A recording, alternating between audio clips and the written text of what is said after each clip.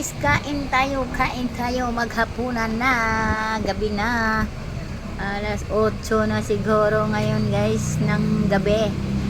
Ayan, kain tayo guys. Alam nyo kung ano to guys? Pepeno. Ayan, hindi ko na lang inayos pagbalat. O, meron, sayang eh.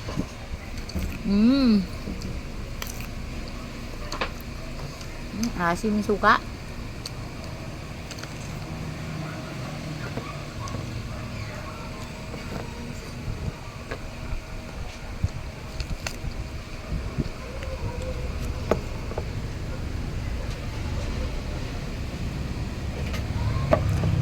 Gusto ko malasahan yung suka.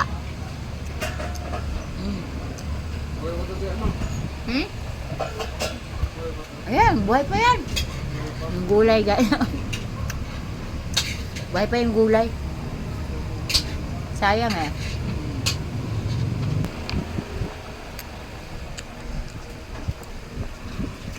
Kasi malapit lang yun doon sa tinirahan nyo dati na. Tinirahan nyo dati doon sa may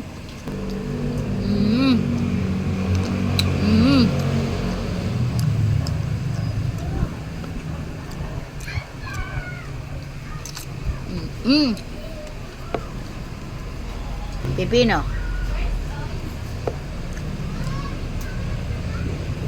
Sabihin mo lang kung kakain ka na ng kanin. Ha? Ded, sabihin mo lang ha? Ded? Tiil. Yan, tapusin ko lang yung aking pagkain guys. Kaya inayos ko lang yung aking pasyente. Pasyente ang lola na naman.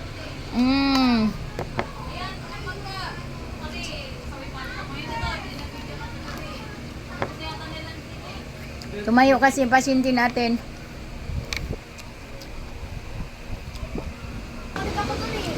Ay! Ano ba yun? Akin na, i-scan ko.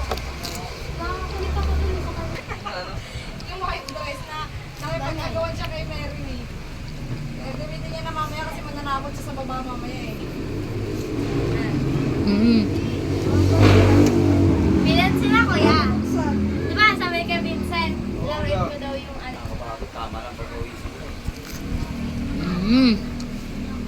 Sila pagod yun. Si Papa nag-basketball din. Salaksak ng konti. Si Papa nag-basketball din. Hindi. Oh. Maglalaro lang yun si Papa pag nag-stay. Ayan na guys, may load na kami dyan. May internet na naman. Malapit na maubos. Ang laki nito guys, ubos ni Lola.